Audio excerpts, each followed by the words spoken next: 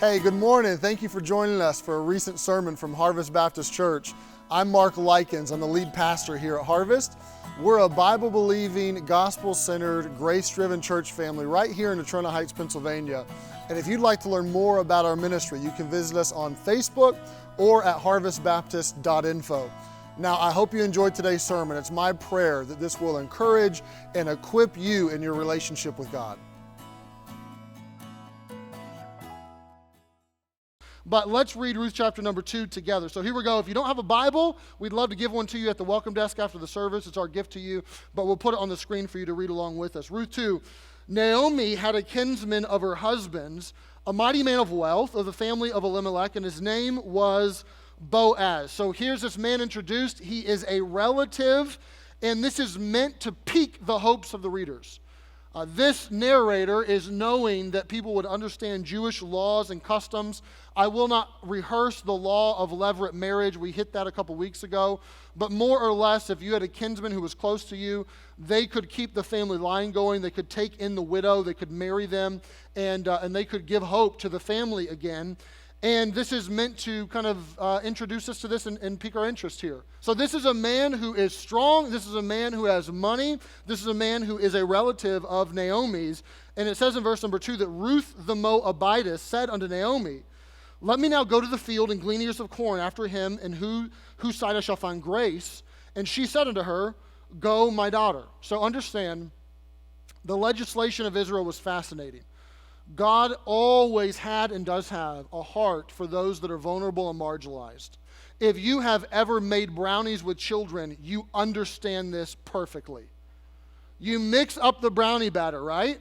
You pour it into your 9x13 pan. And when you're done, you have everything you need in the batter and the pan. You're going to have a batch of brownies. But what's in the bowl, right?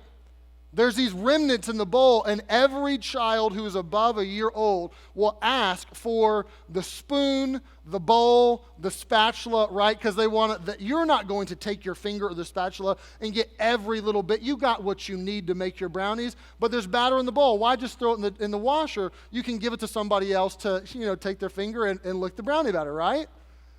So it's kind of that concept.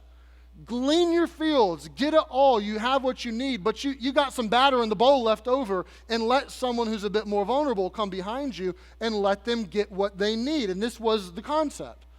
And Ruth knows this, and Naomi knows this. So she says, "Naomi, can I go? We need food." Yeah, go ahead. Verse 3. She went and came and gleaned in the field after the reapers, and her hap was to light on a part of the field belonging to Boaz, who was of the kindred of Elimelech. So hap means by stroke of luck. So it's a bit of a funny on the part of the narrator. We understand that God is orchestrating all of this. And the narrator told us there's this guy named Boaz. But Ruth has never met Boaz. Ruth does not know Boaz exists. Ruth does not know Boaz has a field. Ruth doesn't know any of this. But she goes out to find a field to glean in, and it just so happens that she ends up in the field of Boaz to glean after the reapers. And we know that the Bible tells us that even the lot is cast into the lap, but it's the Lord who superintends all that, meaning even the roll of the dice isn't by chance, but God has his hand in everything, and he had his hand in this. She didn't know it. She was oblivious to what was going on, but God put her in his providence that day in that field. In verse number 4, behold, Boaz, the man came from Bethlehem, and he said unto the reapers, and this, I love the greeting, "The Lord be with you." And they answered him, "The Lord bless thee." In verse 5, Boaz said unto the reapers, whose damsel is this? Now, whose is she doesn't mean slavery, because if she was in indentured slavery, she would have been reaping somewhere else. She wouldn't be in his field. This means whose umbrella of authority is she under? We oftentimes will employ possessive language for those that we love. We'll say, that's my girl, that's my man, sort of thing. He's saying, who is she? Who does she belong to? Who's she with? Is she engaged to somebody? Is she married to somebody? Who's her umbrella of authority? Verse 6, the servant that was set over the reapers answered and said, "It's the Moabitish damsel that came back with Naomi out of the country of Moab." And she came to me, and here's what she said. She said, "I pray you, let me glean and gather after the reapers among the sheaves." So she came, and she's continued even from morning until now, and she tarried a little in the house. She came and asked to work. She's been here since she asked from the morning. Like, she got here early, and she's been here till now, and she only went to the house a little bit. Like, she barely takes any breaks. Verse number 8, then Boaz said unto Ruth, hearest thou not, my daughter? Or have you not heard, my daughter? It's a way of saying, it's a colloquialism, saying, listen carefully. Boaz comes to Ruth, he says, hey, come here, listen carefully. And they don't know each other. It's the first time they met. And here's what he says. Go not to glean in another field, neither go from hence, but abide here fast by my maidens. He says, Ruth, don't go anywhere else. I got you. Tomorrow, the next day, the next week, whenever. I don't want you to leave. I want you to know that what you need is here in this field, and you're welcome anytime. You can come here and you can work. Verse number 9. Let not thine eyes be on the field that they do reap, and go thou after them. Have I not charged the young men that they shall not touch thee? That's a good man right here. And when thou art athirst, go into the vessels and drink of that which the young men have drawn. We'll talk more about that in a little bit. Then she fell on her face, and she bowed herself to the ground, and she said unto him, why have I found grace in thine eyes, that thou shouldest take knowledge of me, seeing I'm a stranger? So she's incredulous, and she falls down and says, why are you being so nice to me? Why are you being so gracious to me? You know I'm a foreigner. Why would you invite me to stay? Why would you allow me to drink the water that the men have got for themselves? It's completely countercultural that he would do this. Why would you give me this grace and this favor? And there's a lot of answers to this. It was an answer to prayer. I mean, she had prayed for this as she went out, that she would find someone with grace for her.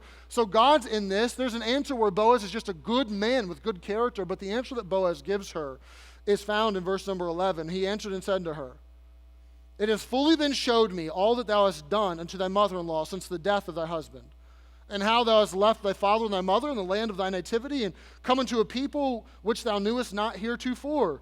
The Lord recompense thy work, and a full reward be given thee of the Lord God of Israel, under whose wing thou art come to trust. Here's what he says, Ruth, your reputation precedes you. You are known as the woman who stuck by Naomi's side. You're known as loyal. You're known as someone who doesn't quit when the going gets tough. You're known as someone who has shown kindness and mercy to your mother-in-law. You didn't have to. You left your people. You left those gods. You chose this people. You chose this place. You chose our gods. I think that is honorable. I think that you should be rewarded from that. And I'm going to do my best to bestow grace upon you, but my prayer is that God himself would repay you. And I pray that he would repay you fully. I don't want God to tip you. I want him to cut you a check. And I want him to put you under his wing. She said, let me find favor in thy sight, my Lord, for that thou hast comforted me. You've spoken friendly unto thy handmaiden, though I be not like one of thy handmaidens. But she says, you are giving to me.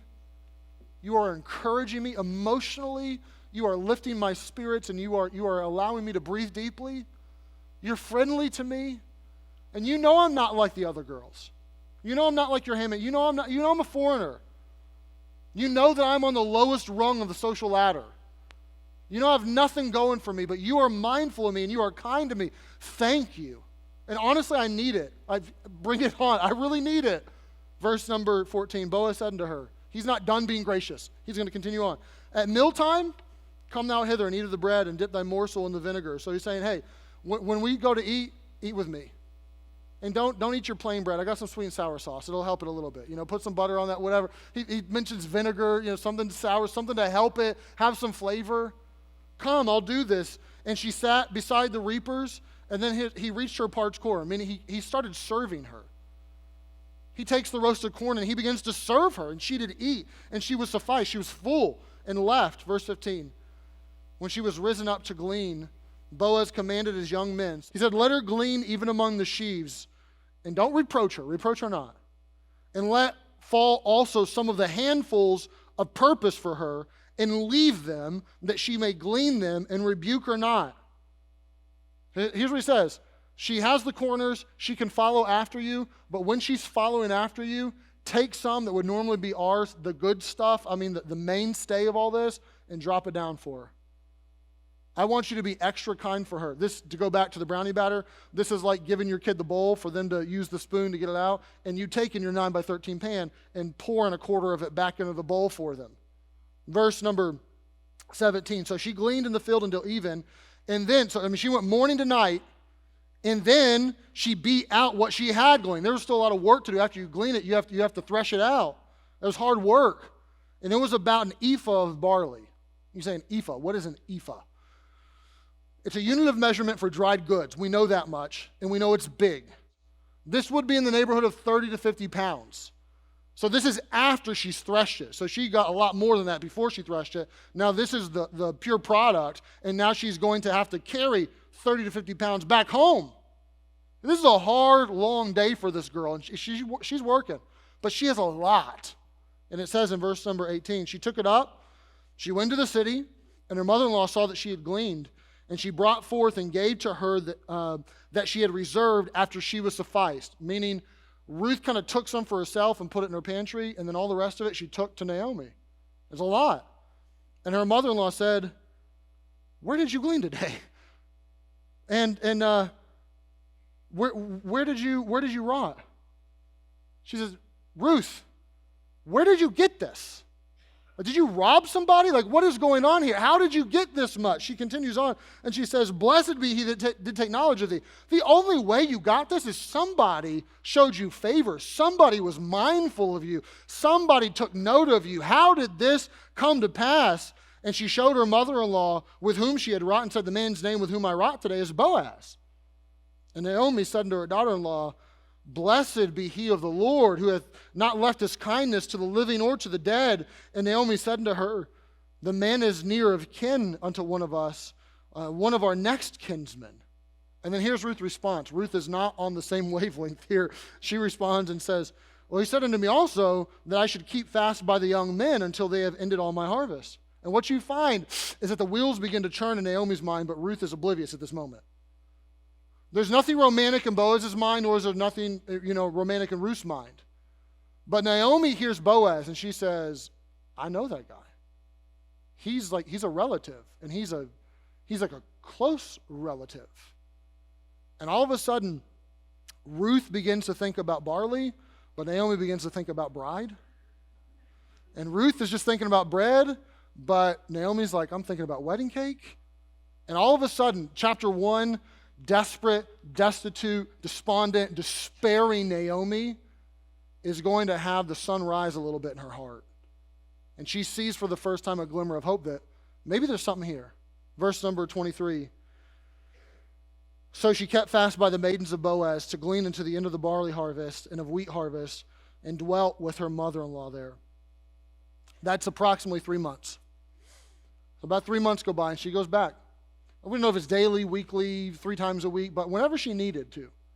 She goes back day after day, week after week, month after month, and she helps herself true to Boaz's word. Now, there's a lot. There is a lot that I could apply from this text, but I'm just going to give you 2 today for sake of time. The first thing I want you to see most specifically about Boaz is that Boaz is a man who labored effectively.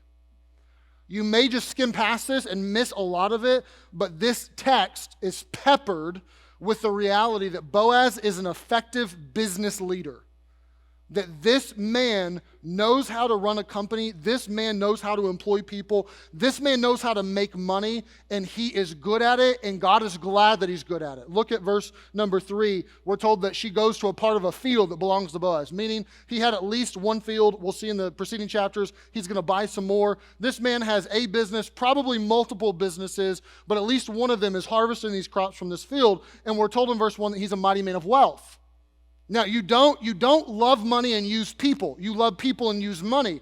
But if you can love people and use money and be good at making money, that's a beautiful thing that the Lord will use as a tool in his hand. And Boaz is a man who is rich. He's a mighty man of wealth. And God's not going to rebuke him for that or shut him down for that or say, shame on you for having all of this. He is going to use this for the glory of God and for the good of Ruth. And look at how he interacts with his employees. Verse number 4, he comes, and the first words you get from this guy's mouth is, "May the Lord be with you." And the employees respond back. They know how to talk to Boaz. They know what the work culture is like. "May the Lord bless you," right?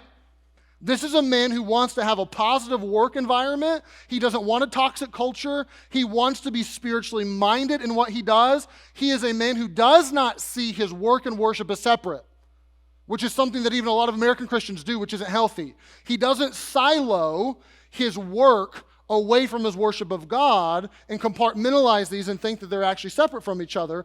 This is a man who says, no, in my work, I will have some worship and I will pray for you that the Lord will bless you and you do the same for me. You'll find that he'll come to Ruth and he's going to tell Ruth, hey, I want the Lord to put you under his wing. I want the Lord to repay you. I want the Lord to cut you a check. Like, this is a man who will engage in a spiritual conversation because he's at work or with the employees doesn't negate the fact that they still need to talk about God, right?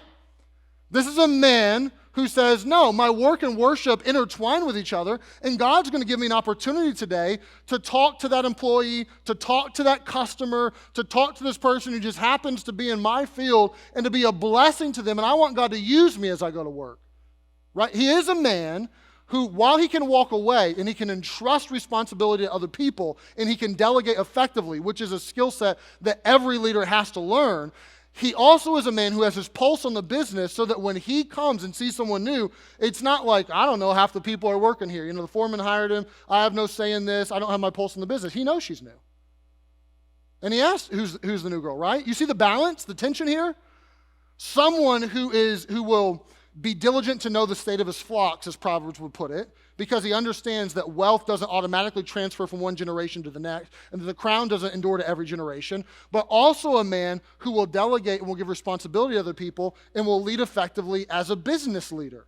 You find then in verse number 9, and this is the most fascinating one to me, that he walks up to his employees, the guys, and he says, hey, Ruth, new girl, don't touch her. And Boaz knows that these are the people that he's employing. He does not have, this giant pot of good, thoroughly spiritual people to pick from that he can employ. That he knows his employees well enough, and as every good boss will know, the idiosyncrasies and the tendencies of one employee to the next. He knows, I am going to have to go to these men and say, look, don't touch her. Whether it's out of anger, that maybe she's gleaning and you're trying to glean, or whether it's out of lust, whatever it is, you don't touch her. You don't mess with her, you don't mistreat her, you don't mishandle her, you don't put your hands on her. And he knew he had to tell the guys that, but he also knew they would respond. He was so confident in his leadership that when I tell them to do something, they're going to do it because I'm the boss. He was so confident in that he could go to Ruth and say, look, I know you may worry about him and him and him. Don't worry. I told them they can't touch you. You're safe. This man leads, and he leads effectively through this. And what you can find is that as a Christian businessman, businesswoman, leader, in whatever capacity you have, there are so many lessons to be learned here. If you lead in any capacity, I don't care if you own your own business. I don't care if you're in education and you're the principal, the superintendent, or even a teacher. I don't care if you're you're at a law firm and you're one of the partners. If you're in the military and you're a commanding officer, all the way down to the volunteer coach at the YMCA. If you lead other people, meaning you make decisions and they affect other people's lives, which is probably the vast majority of you, that you have a direct report, or you have children, or you have someone that's under your umbrella of authority, do not take that lightly. This is a man who will say, I take this seriously, I lead seriously, and may we do the same.